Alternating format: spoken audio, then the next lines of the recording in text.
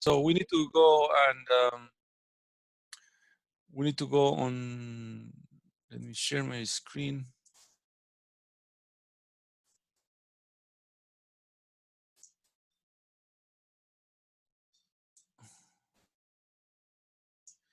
Okay, so let's do a brief recap, guys, on the things we have been doing. Okay, so let me accommodate this better.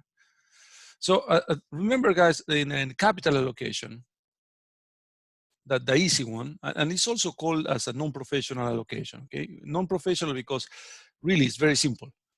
So in capital allocation, guys, what we have been doing is, okay, we have a point. Okay, this is my, how do we call it, the risky portfolio. Okay, and this risky portfolio, I joined it with a risk-free asset, and that's all we have. So I have sigma of my complete portfolio. I have the expected return of my complete portfolio. Make sense? That's what we have. It's given. Okay, this is market given. This is market given. So, and as you know, we can build a line from these 2 points. Oopsie, terrible line. Yeah. How do I do this? Undo. Hopefully this time goes. Well, in any case, this is my risky portfolio. So let me delete this one here.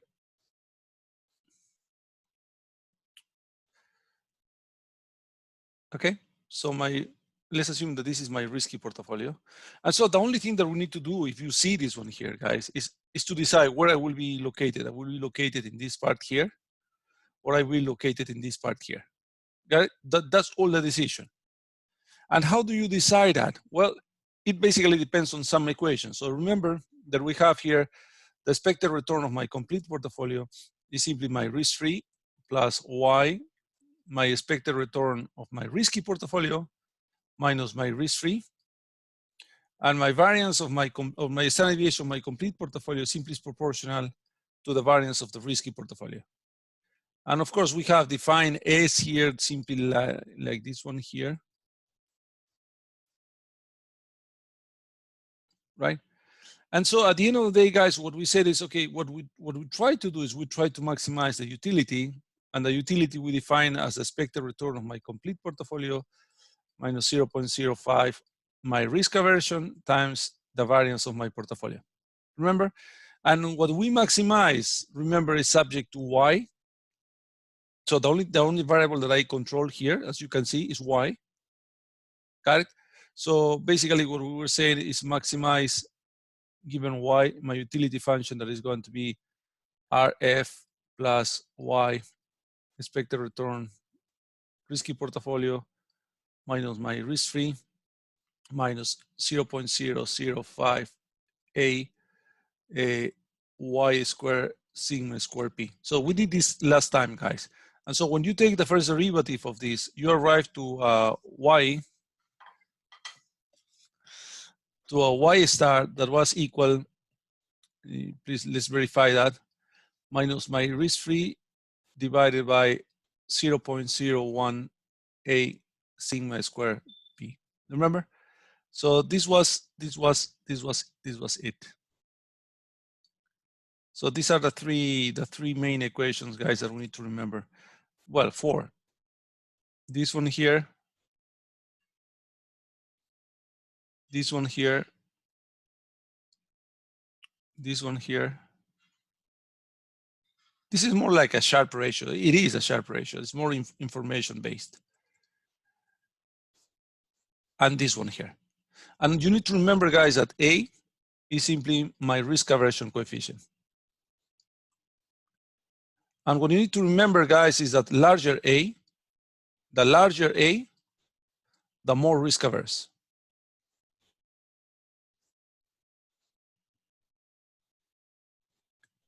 And the more risk averse, guys, means simply that you're going to be located closer to the risk-free, okay? More risk averse, you're going to be located closer to the risk-free. That's the idea. If you are more risk lower, you're going to be located closer to the risk-free portfolio, and then you can even move to the right. Make sense to you guys? Okay, so let's do one example.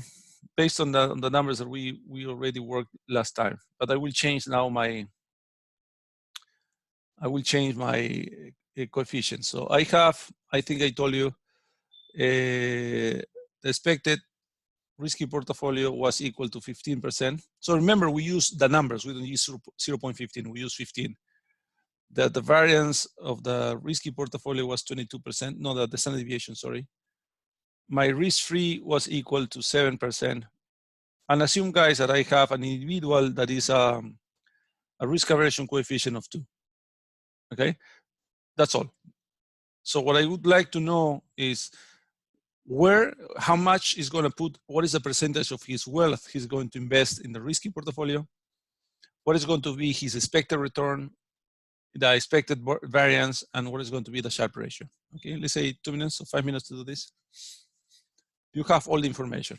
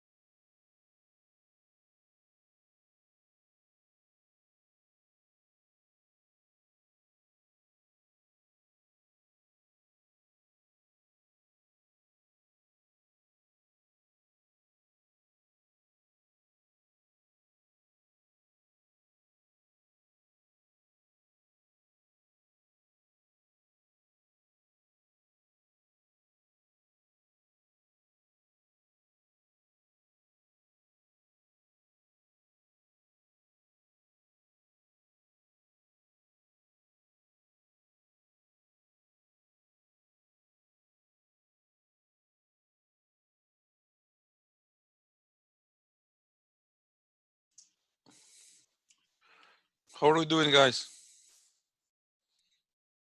So the process is to find first the weight.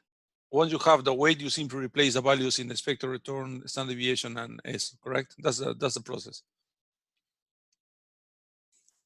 Okay, one more minute and then we solve it. Professor, should we also solve this maximization? No. No. Okay. So remember, we solved this already. So when we solve this maximization, we arrive to this condition.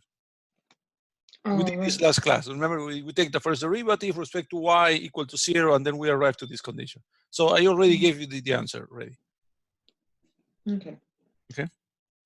This is last class. Last class we did this step by step.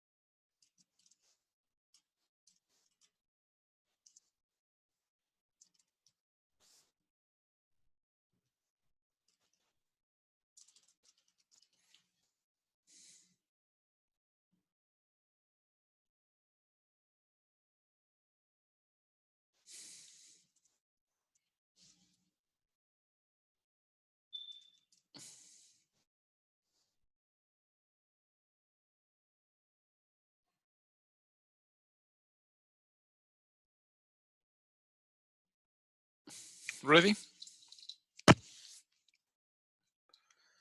So you tell me, guys. So what we have here is first we need to find Y star. So remember, Y star is the proportion of your wealth or investment money that you're going to invest in the risky portfolio, right?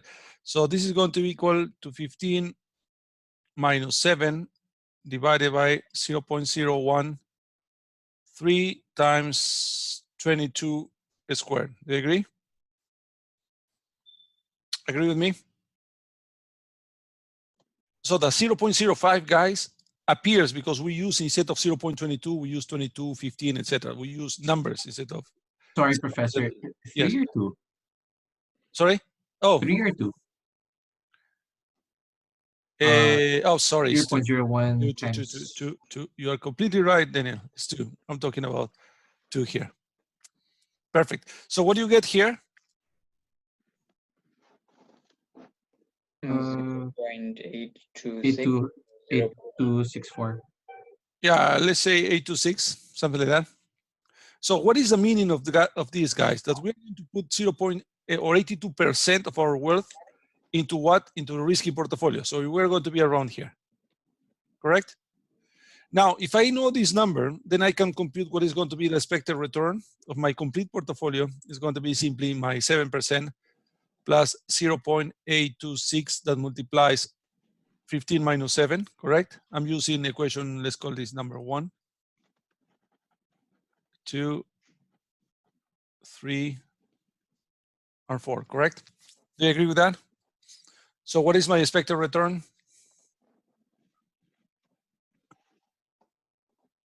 13.6. 13.6, perfect. And what is going to be my volatility?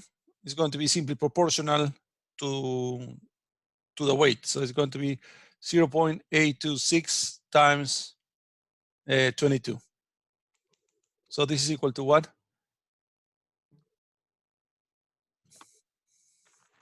18.172. 18.172. Perfect. And just as information, S, remember, is simply the slope of the line. So my Sharpe ratio is going to be equal to 15 minus 7 over 22, correct? So what do we have here?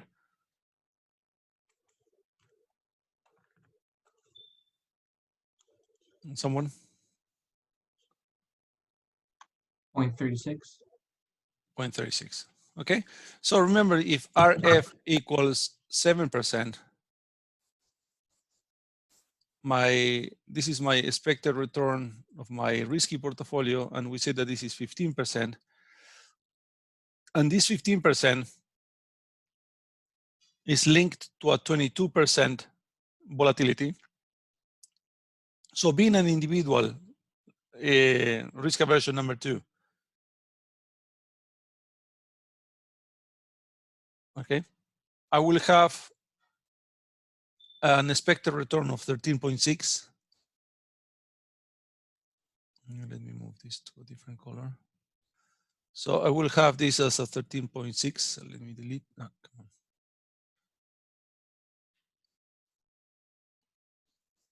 This is my 13.6. So I will be located around here. And I will have expected volatility of 18.72. The slope is the same. Make sense? This is what we do, guys. It's very, very straightforward, very simple.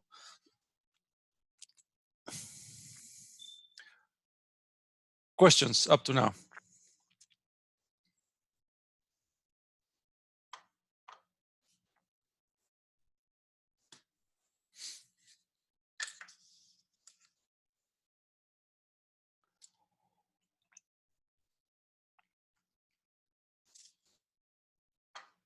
Questions, guys?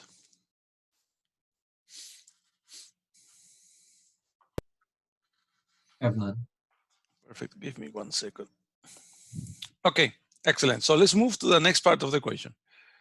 So let me save this one and let's move. Okay, now what we're going to start doing in this class and next class, guys, is something that is called asset allocation.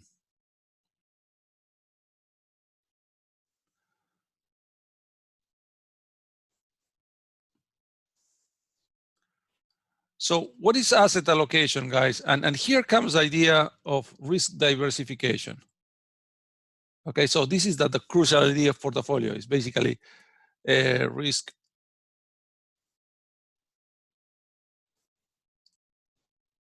diversification. So what is the idea of that, guys? And the idea comes in the following graph. I'm pretty sure you have seen this graph in the past. So here I have number of, let's say, number of assets. And then what I will have here is the risk of my risky portfolio. Got it? So what is interesting, guys, is that imagine you have one asset. So let's assume you have one asset. The risk of this one asset can be this one here. But then if you start mixing up, okay, now I have 2 assets, then I have 3 assets, then I have 4 assets, etc. What you're going to appreciate, guys, is that risk goes this way.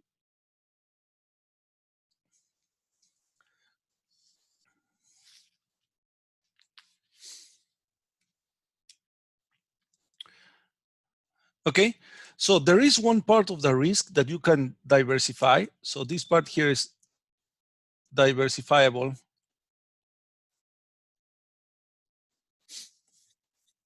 This is called firm-specific risk.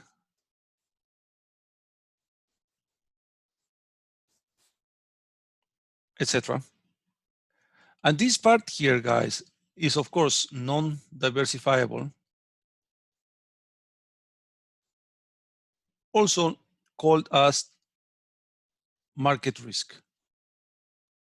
Okay, so diversification has a limit, guys, and the limit is basically we're going to show you how to arrive to this limit. And normally you have a given number of assets that have particular behavior that can reduce this part of the risk. But then there is a part of the risk that you cannot diversify by just collecting assets, okay? This part is what is called the market risk. So these are macroeconomic forces. These are political forces that can influence the world market independent of the name of the corporations that you have in your portfolio. So that's the idea. Okay, so what we are going to be dealing with asset allocation is, do you remember in the previous, in a capital allocation, we were saying, well, I have an easy life. I simply have 1 point, that is my risky portfolio. Agree? So this is what we have had just a couple of minutes ago. I have my risk-free, I have my risky portfolio. And then the question that we're going to be dealing with now, guys, is asset allocation is going to tell me how to build this one here.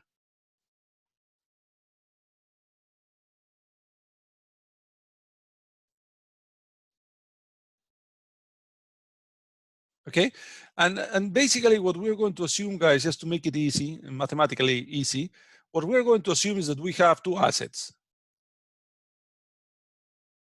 Okay, we're going to have something that we call debt.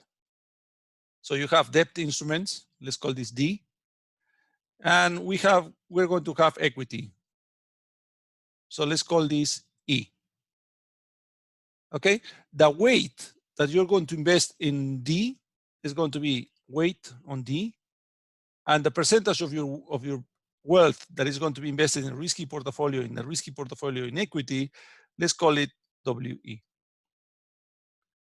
Okay, and then we have one condition, is that the sum of WE from I equal 1 to N is going to be equal to 1. Got it? So we don't have any restrictions with W, without the weights. Remember that weights can be positive or weights can be negative. Do you agree? Because the only condition is that the sum of weights equals 1. So I can have -2 and 1, sums 1. So if we accept weights negative, so what we are doing is we're accepting short sales. Short sales are permitted.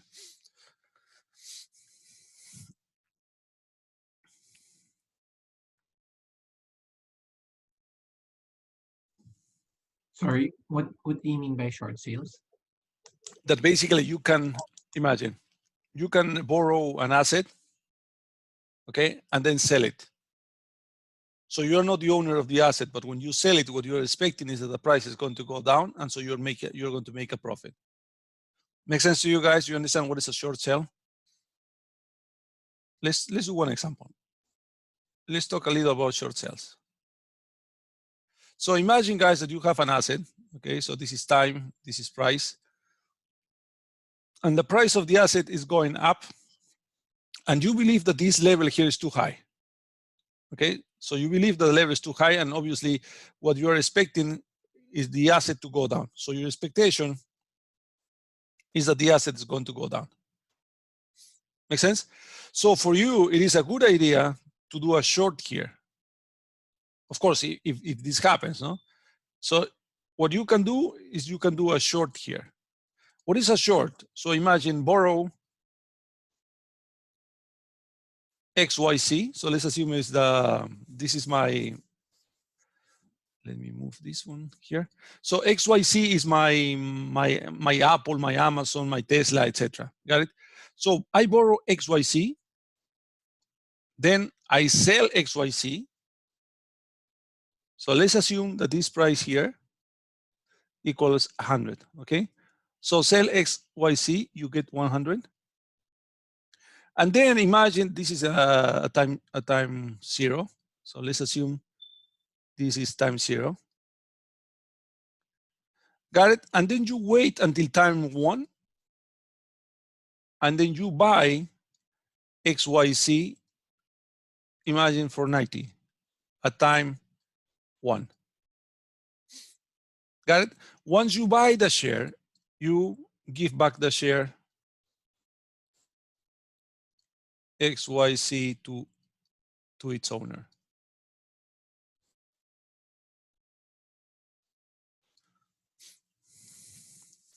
Make sense? So you make money, of course, to its owner, and perhaps you pay interest on that. But then what you can see, guys, is that you are making, you sell by 100, you buy by 90, you're making basically 10. You agree? So you make 100 minus 90 minus the interest. Let's say interest. This is larger than 0. So this is a good business. Got it? So when you have a short sell, guys, in terms of weight, okay, implies a negative W. Sorry, when you mean by that, who's the counterparty when you do? Oh that yeah, transaction? a borrower. So, you know, normally is your registered investor advisor, your broker dealer. So the counterparty can be normally the broker dealer. So they have the XYZ that they lend you, so you borrow, then you sell it, then you buy it, you give back the XYZ to the broker dealer, plus an interest, and then you make the money. Got it? Now, in terms of W, guys, this implies that W is negative, simply. Short is W is negative. Now, guys, remember that this is an assumption. So you are here. You know, if you did your calculations correct and the market responded as you expected, the prices are going to go down, you're going to make money. But remember that in real life, you can believe that it's going to be short and the market can go up and then you can start losing money. So it's very dangerous, okay? Of course, as anything in financial markets is dangerous. But you need to understand that short can produce money, but also can damage your portfolio position.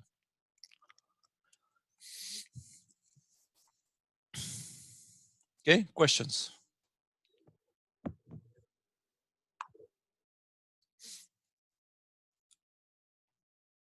Sorry, who do you sell it to? Whom? Back to the broker? No. This buy and sell is in the market. So you buy to anyone, you sell from anyone. So it's not necessarily the broker dealer. It's other people, other traders. I see. And then once the time period is done, you give back the shares. Exactly. You give back the shares to the broker dealer that lend you the shares, plus an interest, and then you make the difference. Okay, so you make money if the price goes down. That's the point. Yeah. Realistically, though, sorry, just want to. Yes, go ahead. Go ahead. Ask, realistically, when you do this transaction, there's no more borrowing. You just say you short it, but there's no an actual exchange of the share itself. I'm assuming, like for example, when you short like oil, yes, like you don't necessarily get the actual oil commodity. No. Yeah, you can do shorts in oil. You cannot do shorts in directly in oil contracts. You do shorts on contracts. Yes, but it's very tricky. If you are a commodity trader, yes, you can do actual transactions. But if you are a futures trader, you're a equity trader, it depends on how long your transaction is going to last. Because remember, you can believe that short is only for 30 minutes and then you can take the position. But if you believe that the short is going to last, for example, a week, so in that case, yes, there is going to be an actual, actually the BD is going to borrow you the XYZ. You don't see that. This is done by clearinghouse. And when you sell your XYZ to someone, in 2 days, this XYZ, let's say the paper document, is going to pass to the buyer. And when you buy, you receive the actual paper. It's not paper, it's electronic, but let's assume paper that tells you that you're the owner of XYZ. And then you give this paper back to the broker dealer. Of course, I'm using paper, but in real life, it's not paper anymore. Everything's electronic. But there is going to be a real transfer of property if this one here is T+1, if you have a position for more than 1 day. If your position is for 1 hour, 2 hours, or 1 day, there is no actual transfer of property. Make sense? Yeah. Okay.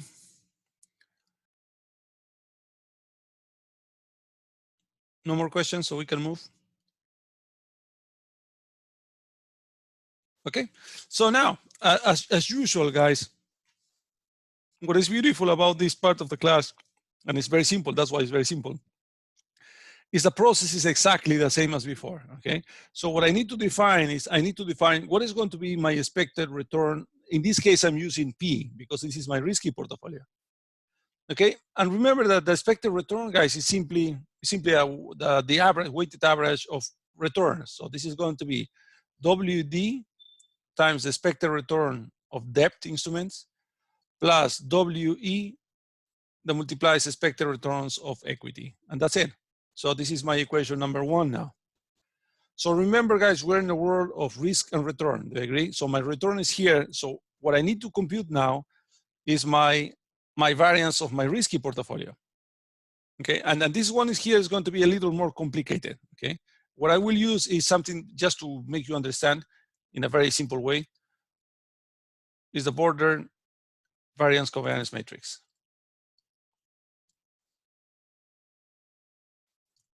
Okay, and this is going to help you understand how this works. So as soon as I have only 2 assets, I have WD and I have WE, I write WD, WE in a matrix. Here, WD is going to be the covariance of RD with RD. Here I have the covariance of RD with RE. Here I have the covariance of RE, RD. And here I have the covariance of RE with RE. Okay, so you see the matrix, guys? You see this part here? So this is the famous variance covariance matrix. Okay, now some properties.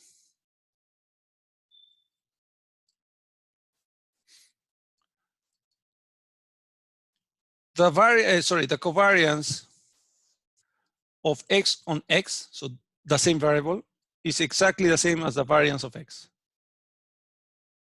Okay, the second rule is that the covariance of X and Y is exactly the same as the covariance of Y and X. So the position, so these 2 guys are exactly the same. And the third rule, guys, that you need to remember is that there exists another coefficient that is called the correlation of X and Y, that I will call this rho, is simply the covariance of YX divided by the variance of X, the standard deviation of X, standard deviation of Y. Now, why do we prefer the correlation? Do you remember this correlation number, guys? This is a linear correlation.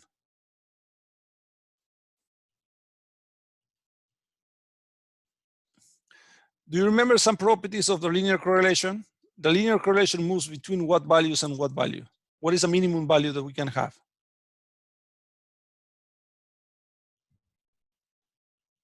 Someone? Do you remember that? -1. -1, completely right. And what is the largest one? 1.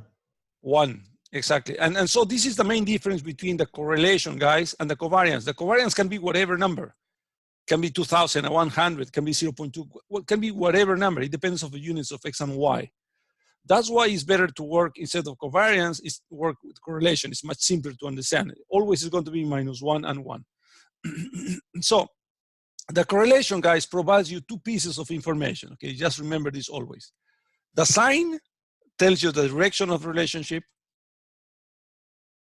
and the magnitude, so closer to -1 or closer to 1 are strong relationships, closer to 0 are weak relationships, almost no linear dependence, and tells you the magnitude of the relationship.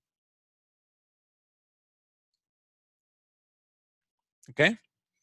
For example, let's do one example. Assume that the correlation of X and Y equals 0.9.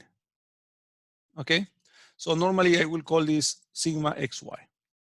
So what this number is telling you guys, first of all, the direction. What is positive? Exactly, direction is positive, so implies direct relationship. So direct relationship implies what? That if X increases, what happens with Y?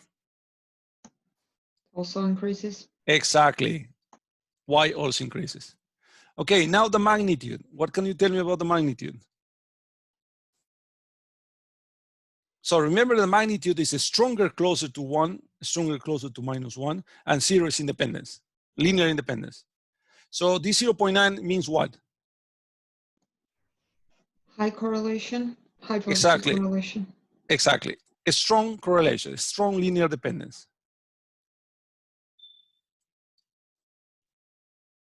Got it? So for example, assume, guys, that X increases by 10%. So what is expected increase on change? What is expected change of Y? Is it going to increase or decrease? Increase. Increase. Why? Because I have a plus here. It's direct relationship. Now, by what is the value, what is the expected value of increment of Y, given that X increased by 10%? Multiply 10% by 0.9. Exactly. So what we expect is that this is going to increase by 9%. That is simply 10% times 0.9. So that's the idea. Got it? Yeah. Makes sense to you? So that's why correlation, guys, is something that we're going to be using all the time. And the people talk about correlation all the time to express the risk interdependence between two variables, not risk, the linear dependence between two variables, two assets in our example. Okay? Okay, so now, if I use these variables in my equation here, guys, so I'm using the border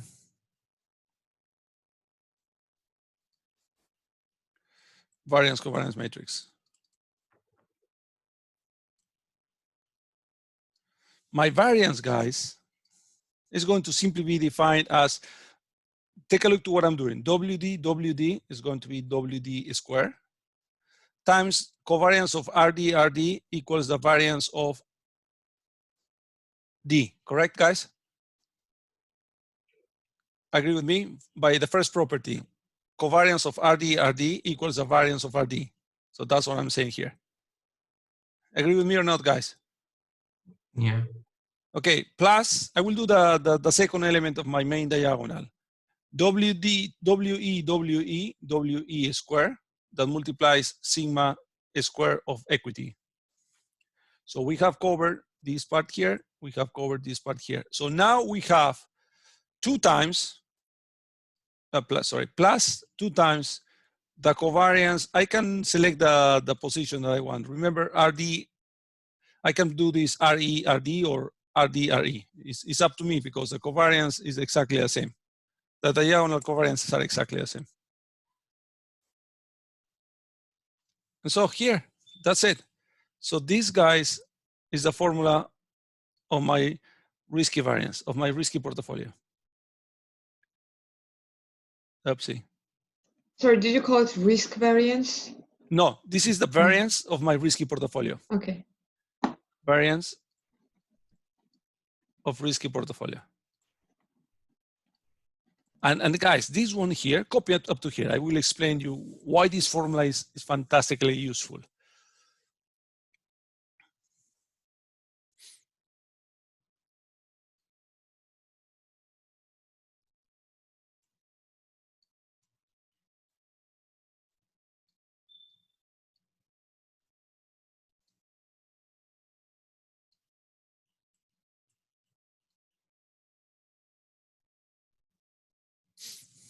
Give me 1 minute. I will bring some water, please.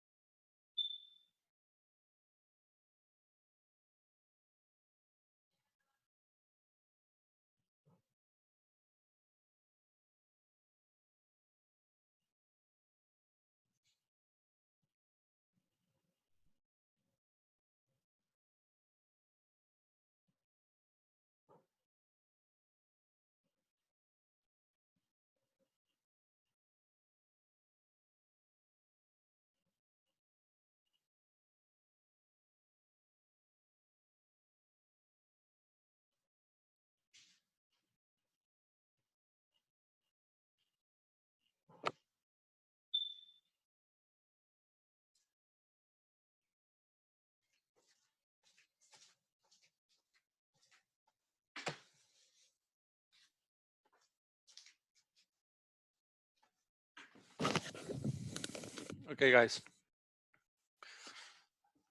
Okay, so what I will do is I will rewrite this equation, okay, because the covariance here, it's not going to help me to explain what is next. What I will do, guys, I will express the covariance as in terms of the correlation. Got it? From here, guys, please, if you follow 3a, we'll write 3a. If I multiply sigma x, sigma y times rho, this equals the covariance between x and y, correct, guys? You agree? Simply multiplying these two go up, and then we have the covariance. And I will use this one here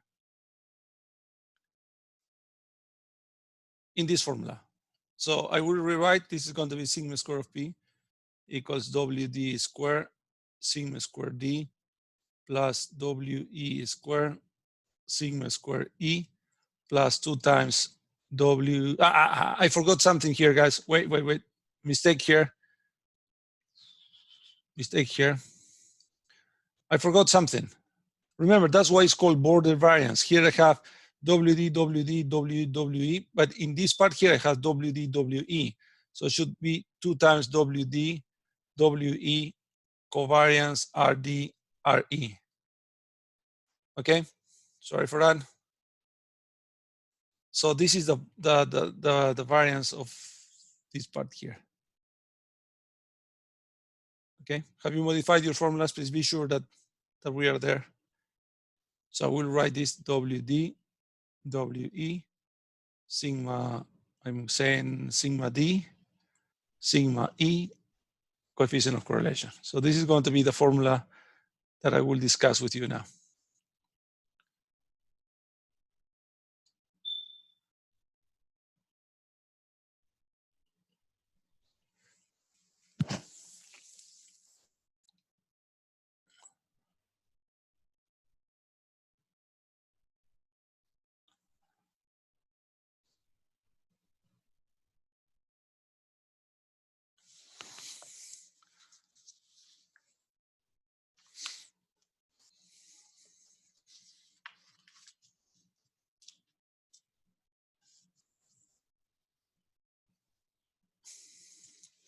Ready? Do you have questions about the derivation of the formulas, guys?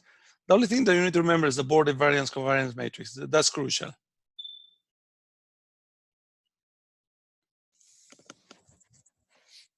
Do you understand how this border variance covariance matrix works? Because if you understand these, guys, what you do is if I give you another asset here, so WD, WE, WF, for example. So the matrix is going to be a 3 by 3, correct? And so you should be able simply to use this technique to find the variance of the complete portfolio using 3 assets. Make sense to you? You understand? Guys? Yes. Okay, perfect. So have you copied so we can move into the... Okay, what I will do is I will do the following. I will talk about now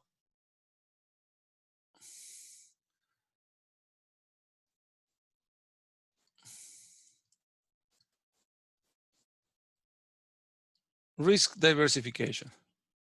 So risk diversification, guys, implies simply that the variance of the risky portfolio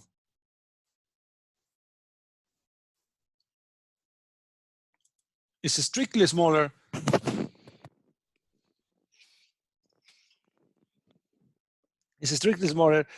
than the weighted average of individual variances.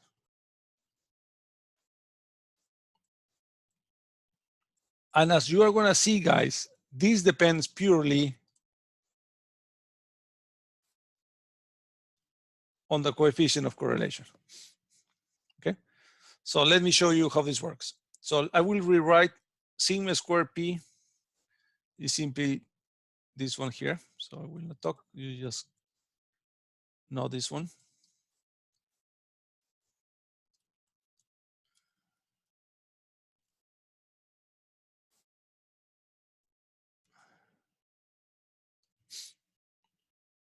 Okay, so this was a formula that we just developed. What I will do now is the following. I will tell you cases. Assume that rho equals 1. Okay, so what happens if rho equals 1? Guys, what I will do is I will replace my formula here. So this is going to be 1. Okay, so do you recognize this form? Do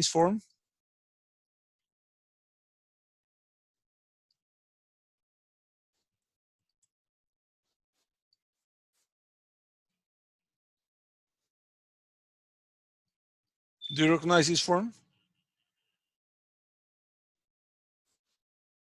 Do you recognize this or not?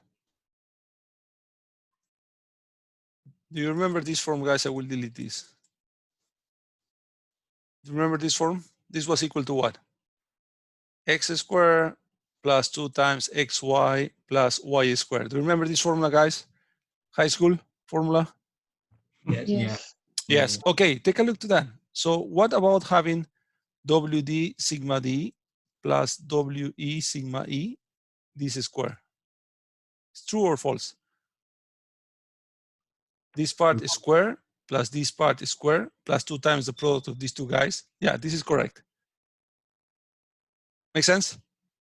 Then from here, guys, just take the square root of this one here.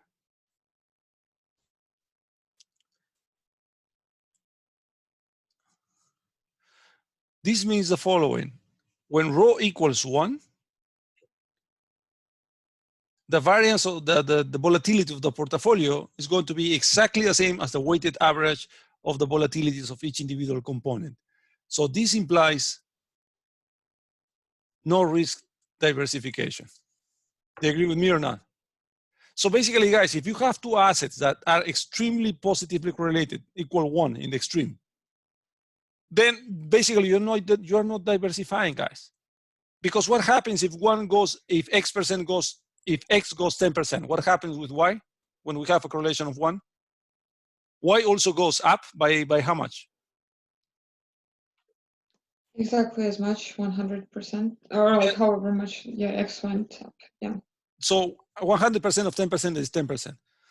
Mm-hmm. This means also, guys, and the good things is good. You know, when X goes up 10%, Y goes up 10%. But what happens when X goes down 10%? What Y is going to do? Also going to go down 10%. So indeed, X and Y, when they have a correlation equal to 1, it's like having only a single one. Instead of having X and Y, just keep X, because you are not diversifying your risk. Got it? But this case happens only, the non-diversification happens only when rho equals 1. And I will show you why. So now I will go to the other case, copy, and then we do this case. So this is perfect positive correlation.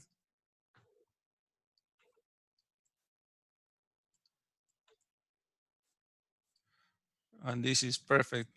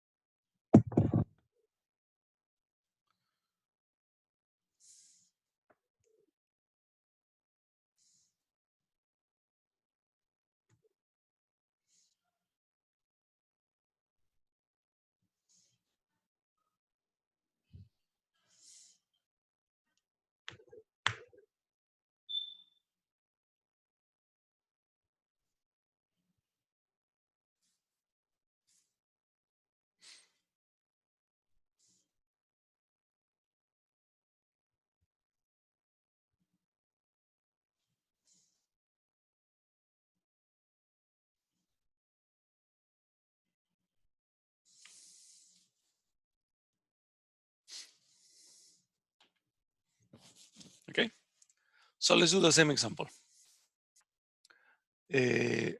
Sigma square P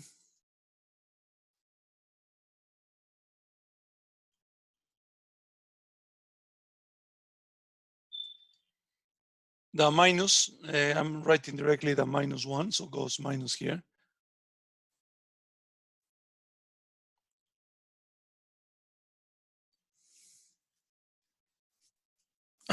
Do you agree? And this also has a functional form that is very well known. Do you remember this formula? X squared minus 2xy plus y squared, correct? So this functional form is this one. This is equal to WD squared, sorry, not the square.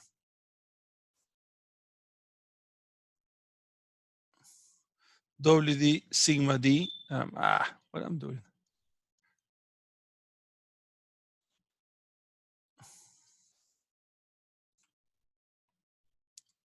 Minus WE sigma E square. Do you agree with me, guys?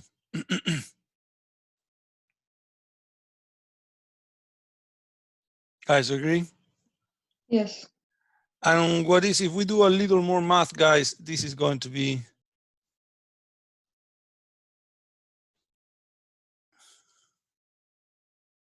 and what is interesting, guys, is the following.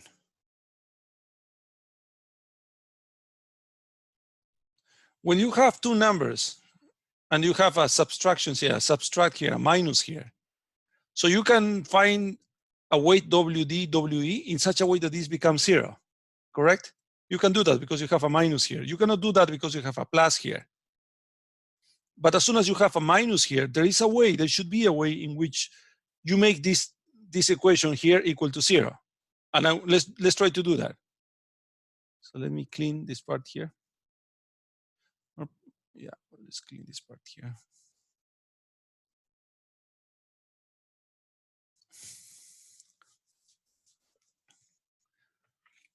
So basically, we can make this 0.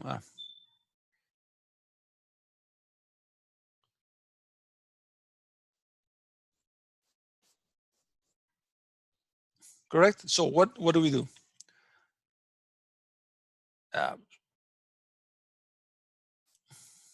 Basically, I can say WD sigma D minus WE sigma E. I want this to be 0.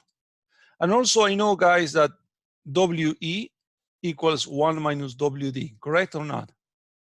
Because remember, the sum of WD must be equal to 1. So if only we have two assets, and this is WD, if I know this one, if it's 70%, the other one should be 30%. Do you agree? If this is 50%, the other one should be 1 minus 50%, 50%, etc. Do you agree with me, guys, in this? Yes. Okay, perfect. So I will rewrite that. So I will say WD sigma D minus 1 minus WD sigma E should be equal to 0. So I want to know what is the WD that makes all this equation equal to 0. So I will do WD sigma D plus WD sigma E minus sigma E equals 0. So from here, WD equals sigma E over sigma D plus sigma E. So this one here, I will put this star. This one here, guys,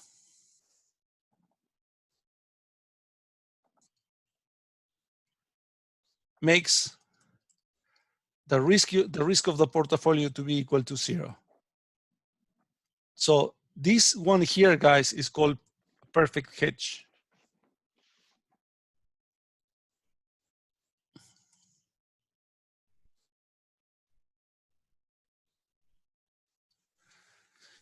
If you find, guys, two assets that are perfectly negatively correlated, like in this case, rho equals -1, so you can eliminate the risk. So you can make a profit that is free of risk. That's cool, right? However, guys, I'm working in financial markets for almost 20, 25 years. Never found a correlation equal to -1. Perhaps -0.1, very lucky. But most of the time, the correlation between assets is positive and, you know, can range from 0.3, 0.5, 0.7. But what is interesting, guys, is that even though you don't have a perfect negative correlation, even having a positive correlation like 1.3, 0.3, 0.7, also reduces the portfolio risk. So that's the beauty about diversification, guys. Diversification happens from -1 to a number that is close to 1, not 1. When it's 1, diversification disappears. But if it's 0.9, you still have a diversification in your portfolio. Make sense? So let me show you, I think, something on those lines. Guys, and this is something that you're going to be replicating, okay? So you have received the PDF versions of these Excels. So you have the formulas. So you need to do that. Just follow the formulas and you're going to be able to do that. Well, the only thing that you need to copy, guys, is this part here. That's the only part that you need to input into your Excel. This one here is a formula. You see, if WD is 1.5, WE is defined as 1 minus WD. So this is a formula. When this is 0.1, this is 0.9, etc. The expected return simply is, take a look. The expected return is simply WD times expected return debt plus WE expected return of equity. So if you do 1.5 minus 0.5, your expected return is 5.5, etc. And then this one here. Yep. Are you opening up an Oh, yeah, I completely forgot that you don't see what I'm showing. Sorry. Now, do you see that? Yes. Okay, guys, what I've done is I have sent you a PDF version of this. You have received this today again. Have you received that? Yes. Yeah, okay. So what you need to do with this document, guys, is you need to replicate. You need to do this in Excel.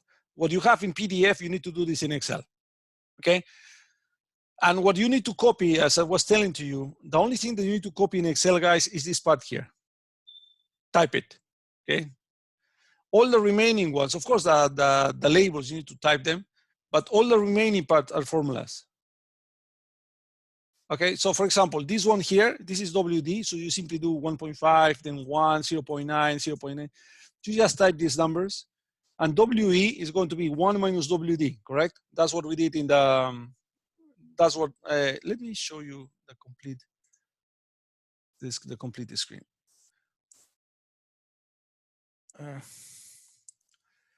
I hate this, where's my,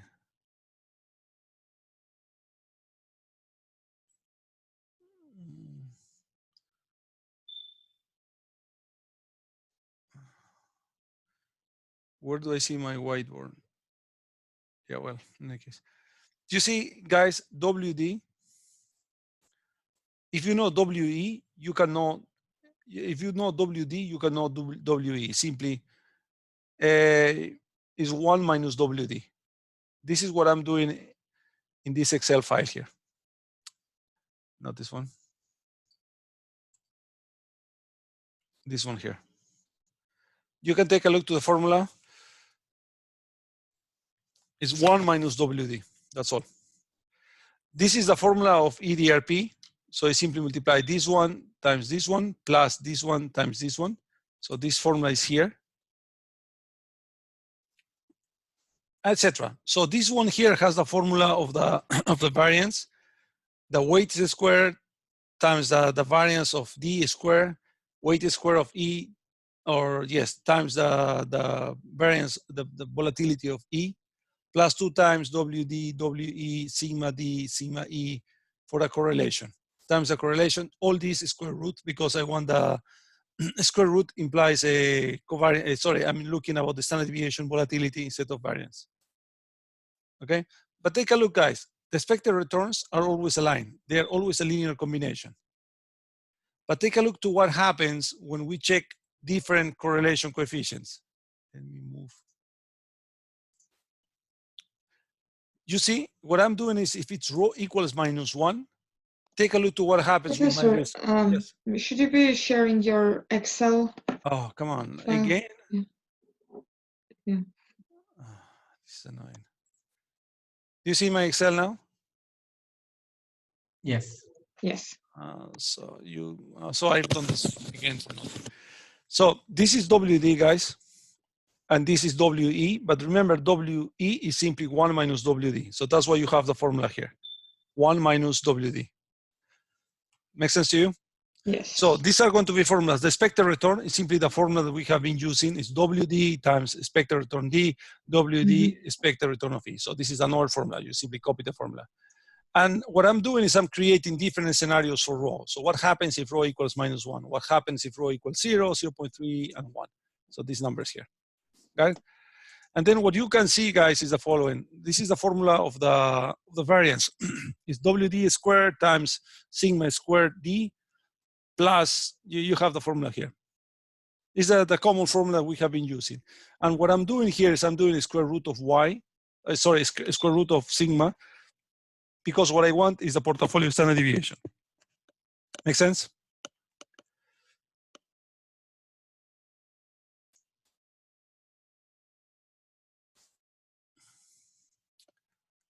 And then what?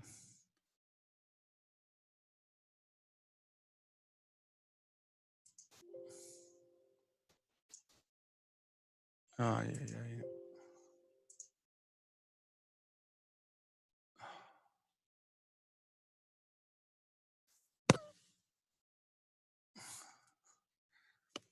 I don't know what it's doing.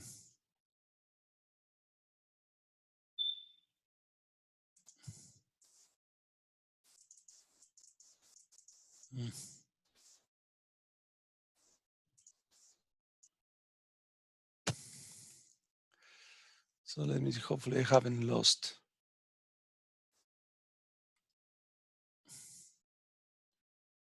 Yeah, good, I haven't lost that. So what I'm doing is I'm simply using the formulas, guys, in Excel. And basically what you get is this part here. This one here. Got it? If you do the graph, simply expected returns, you simply do WE. So you plot this part here.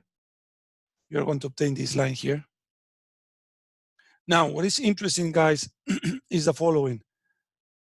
Take a look to what happens with a risk. You see, if you, this is rho -1, the one that is this part here. This is rho -1. And this is the portfolio standard deviation. That is a measure of risk.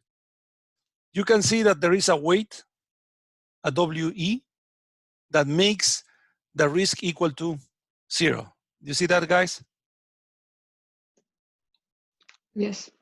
Okay. Now, what happens when you have a rho equals 1? Nothing happens. There is no diversification because the risk is going to be equal to the weighted average of the volatilities of the other two assets. That's why it's aligned.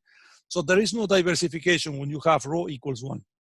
However, any other rho that is smaller than 1 creates diversification. Of course, the better, the smaller the number goes. So for example, if I have a rho equals 3, the red one, you have diversification. So there is a portfolio weight that makes my variance, my volatility lower. If you have a rho equals 0, you have this black dot, a black line here, etc. So the idea here, guys, is that the lowest, the smallest rho, the higher the diversification of your portfolio. Make sense?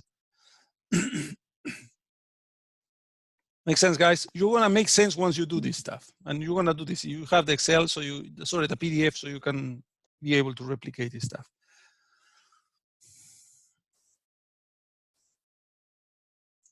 Now, why I don't give you Excel directly, guys, because the best way of learning this stuff, really, this mathematical way here, is doing Excel. And you're gonna realize, oh man, I understand now. Okay, and then on Friday, on next class, next class, we're going to start looking at it and discussing some of the issues that you have had. Okay, so when rho equals -1, we can find the weights that make my portfolio equal 0. Okay, so let's do one example just to show you. Let me copy the numbers that we have here. So let's assume, let me,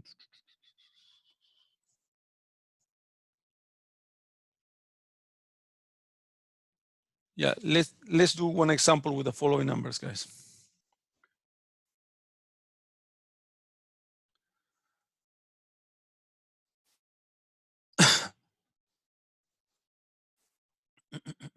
Let's assume the expected return of D equals 8%. Volatility of D equals 12. Expected return of E equals 13%. Variance of E equals 20%. Let's assume the covariance. This covariance is a number, guys, okay? 72.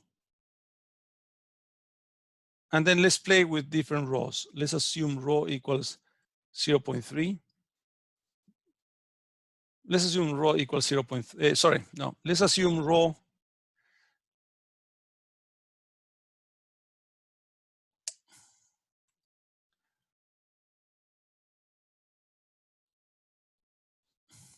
equals -1. Okay. So can you please tell me what is the weight? How much? What percentage is not how much? What percentage I should invest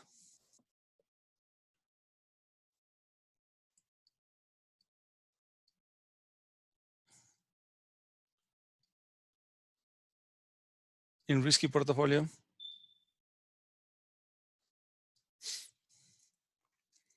What is my expected return? What is my volatility? Okay, so you have all the pieces of the information, guys. So remember that we can solve this case because I have rho equals -1. Got it? So as soon as this is -1, I have a perfect hedge portfolio.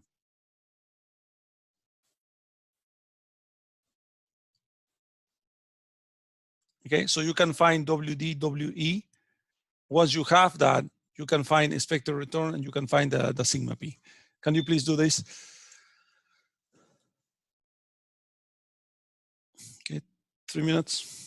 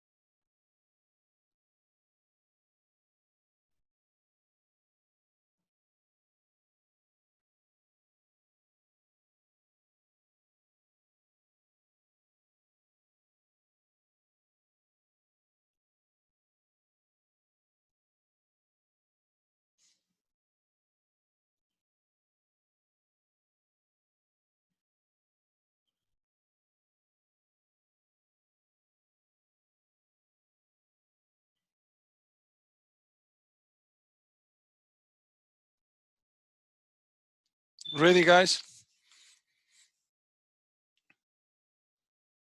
Guys? Should be very quick, so 1 more minute.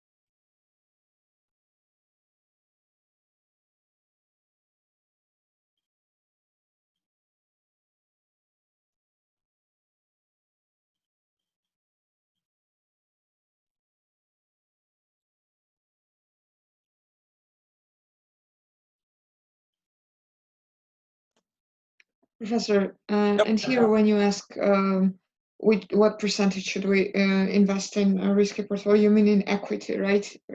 Yeah, completely right. Should be equity, yes. Sorry, wait 1 second.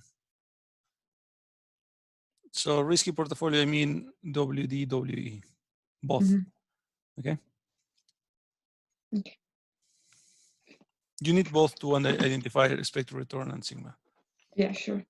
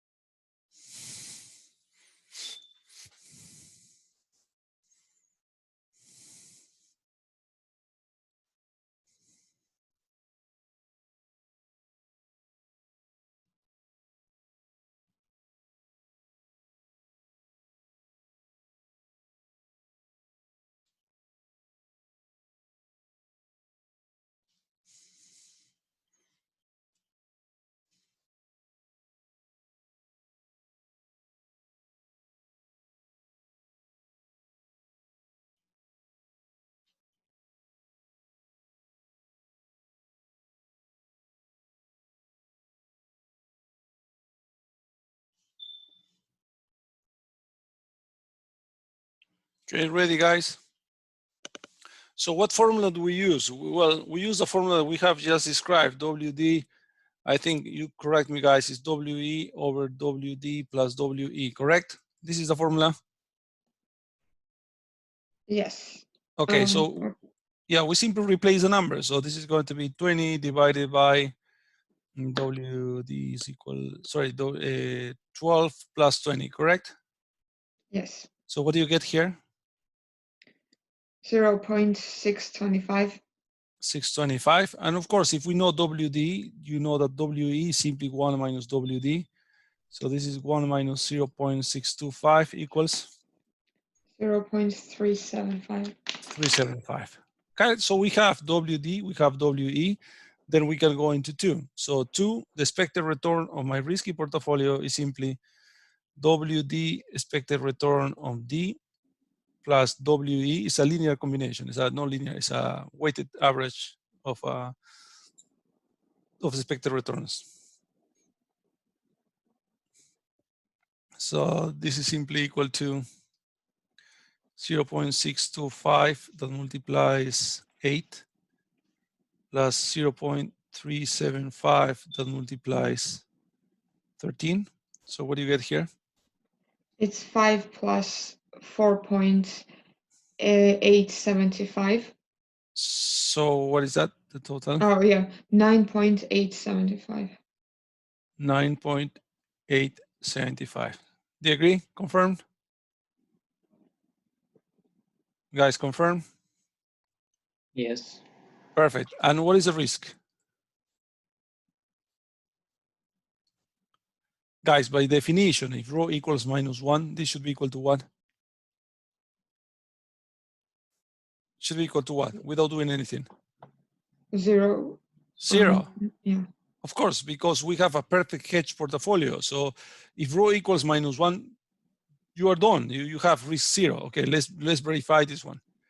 Sigma P equals, my formula is 0.625 square that multiplies 12 square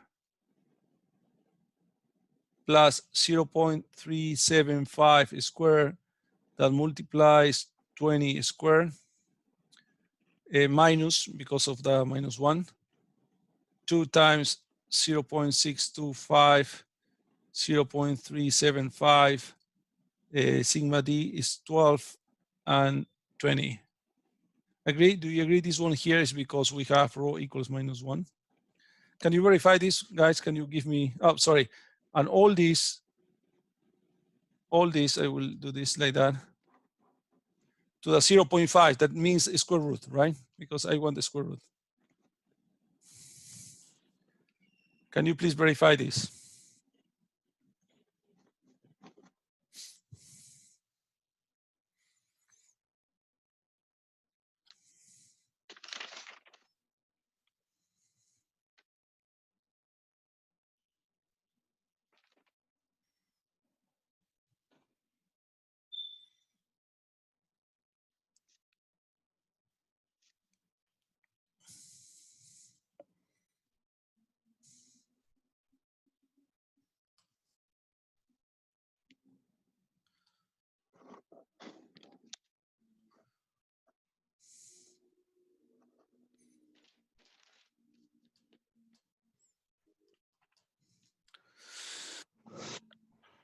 Yes, it does equal Verified. 0.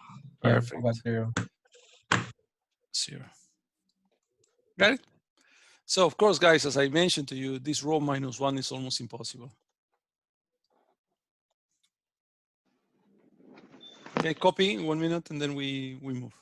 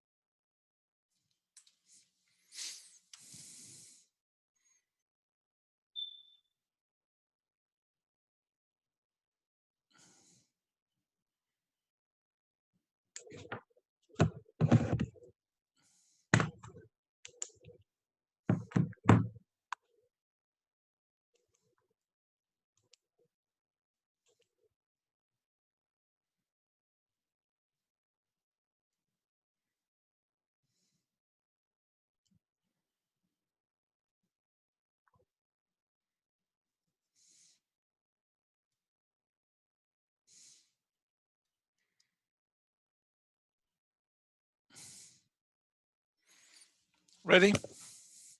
Okay, so now let's continue with the model. So this is a very special case. So we're normally not going to find that case. So let me move this. Now let's go into a more general case, guys. And this is something you're going to do in Excel also. Normally, guys, the way you see this graph here is when you have sigma p here, and then you have a square expected return of the risky portfolio. Got it? And as soon as I don't have a risk-free, what I have is only two assets. Okay, so I think this is equity, and this is debt. Low return, low variance of volatility, high return, high variance. And what we are going to create, guys, is something like that goes like that. This is terrible.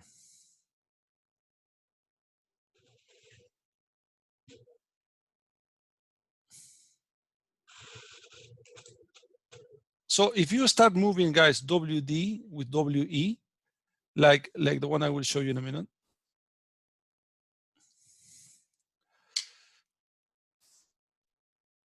If you start moving, guys, WD, WE, let's assume let's assume rho equals 0.3. You see, guys, if I do WD, WE, my rho, my volatility changes like this. You see that? Now, if you plot here, if you plot the expected return with the volatility, you're going to get a graph like the one that I draw to you.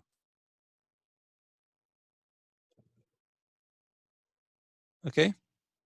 And this graph here is what is called the portfolio opportunity set.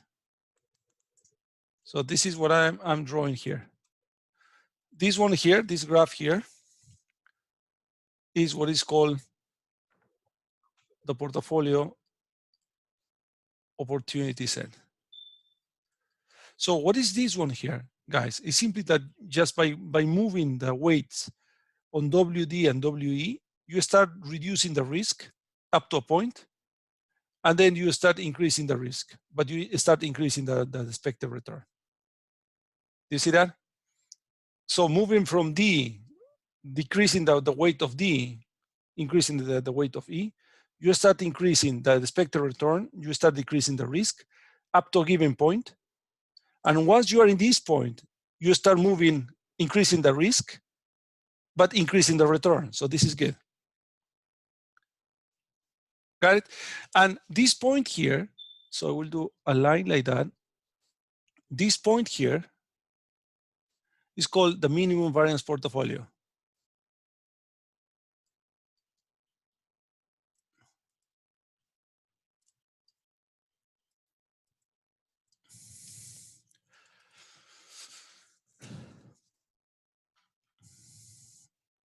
Okay, and this minimum variance portfolio is crucial, guys, because it defines two pieces of the POS.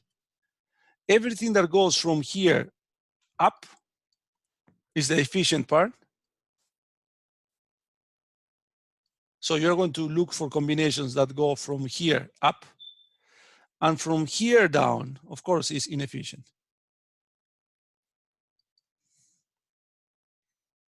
Okay, so how do we find the minimum variance portfolio?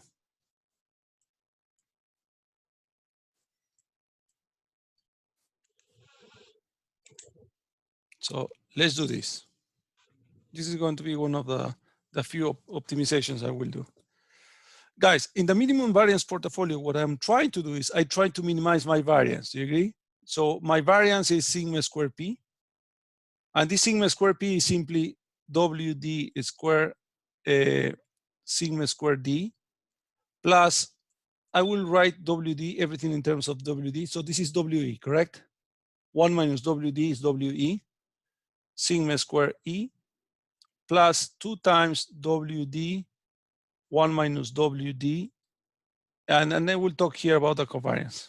It's much simpler, times the covariance. And the covariance, of course, is RD, RE. So what is the only variable, guys, that I can use here to minimize this number, to minimize this equation? What do I control here? Can I control the variance of equity? Can I control the covariance? What I control here, guys? What is my decision? W's. Yeah, exactly. WD and WE. So as soon as I have written everything in terms of WD, the only variable I can minimize that I can use is WD. Got it? And basically minimization, guys, is the same. First derivative equal to 0. Okay. So you bear with me, guys. I will do. If I make a mistake very quickly here, just let me know. So we'll make the derivative here. So this is going to be 2 times WD sigma squared D. This is the chain rule. 2 times 1 minus WD times minus 1. Okay, so this goes down. And then I need to derive this one here. Sigma squared E. This is 2 times 1 minus WD covariance. I will not write this one here. This is this part. Plus 2 times WD, derivative of this part respect to WD is minus 1 times covariance. And I want this to be 0.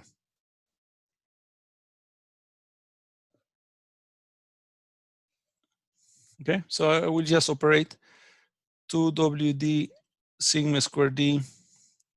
So minus goes here, minus 2 times 1 sería minus 2 times sigma squared E. Minus minus is plus 2 times WD sigma squared E. Plus 2 times covariance minus 2 times WD covariance minus 2 times WD covariance. And this equals 0. It's just basically basic algebra, guys. And then what I want is I want to keep the WDs in the left and move everything else to the right. And so the common factor here is 2WD. So I'm using this one that multiplies sigma squared D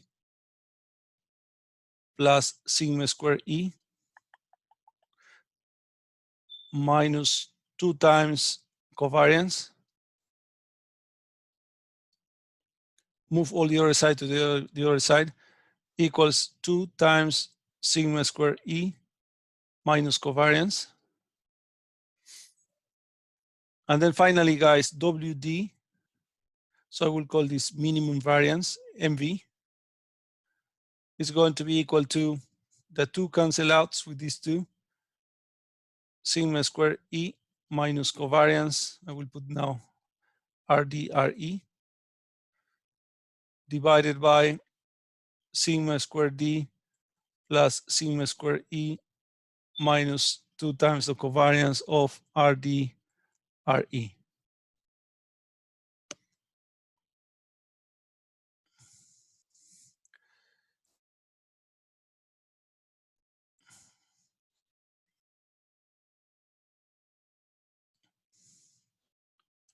Let's do one example. If covariance equals, what was the number we were using? 72.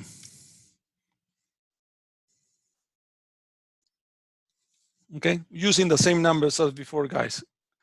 Find WD minimum variance, WE minimum variance.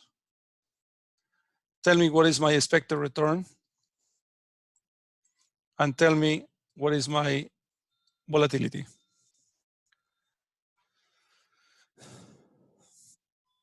Okay, so you have all the ingredients, guys. You simply replace here. Once you find WD, you can find WE, and then you simply go into the formula of expected return and the formula of WE or sigma P, and then you are okay. Can you please help me with that very quickly? 5 minutes maximum to do this.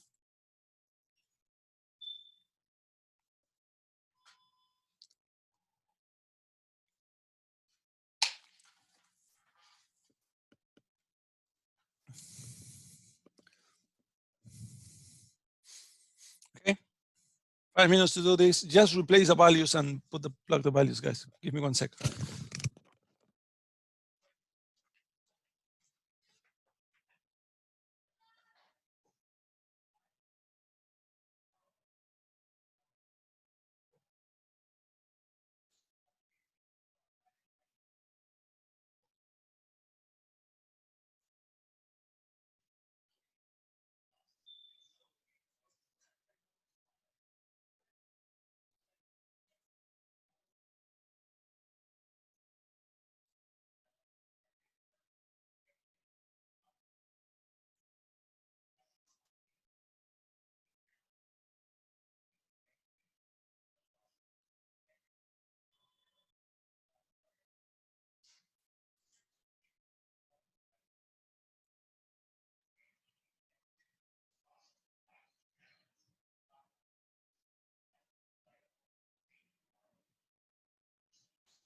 Are we still using the same values of sigma E as before? I think so, yeah. Like sigma E is going to be 20%? I think so, yes, because Okay, we don't cool. have new values. Okay, thanks. Yeah.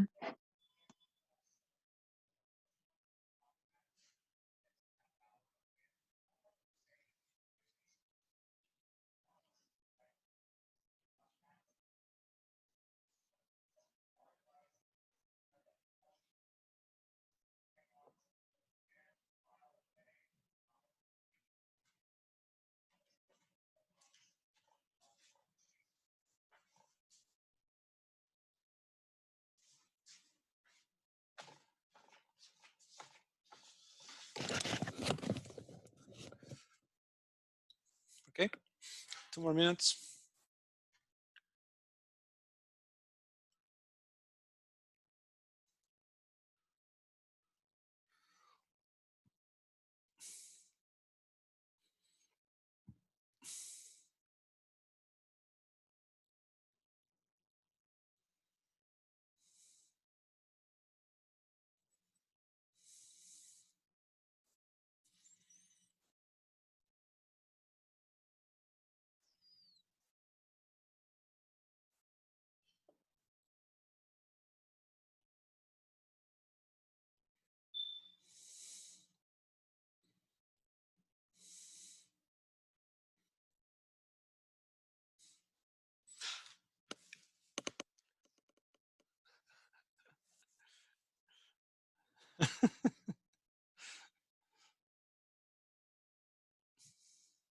Gordo es famoso ahora.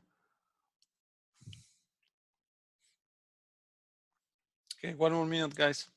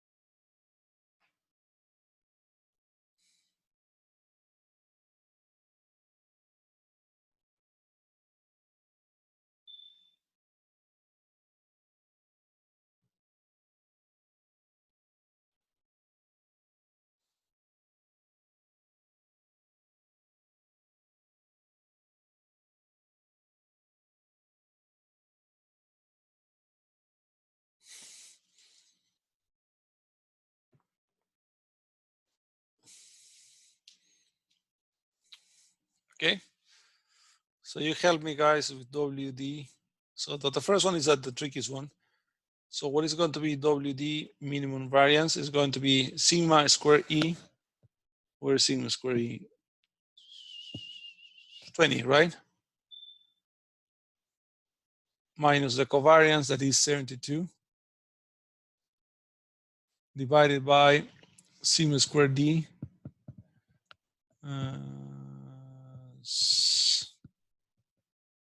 12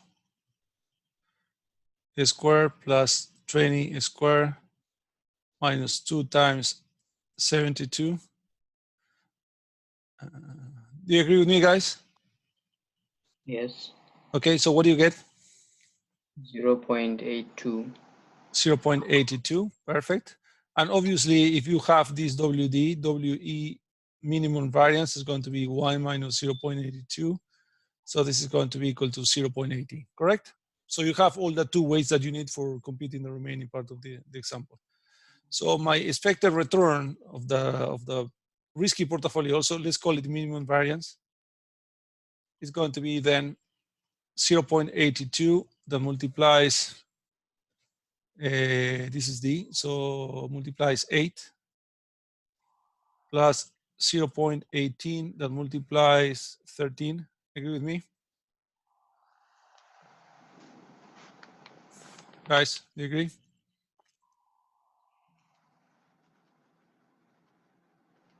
Yes or not? Agree with me? Yes, I think we're just calculating still. Yep. So if you can give me the numbers, please.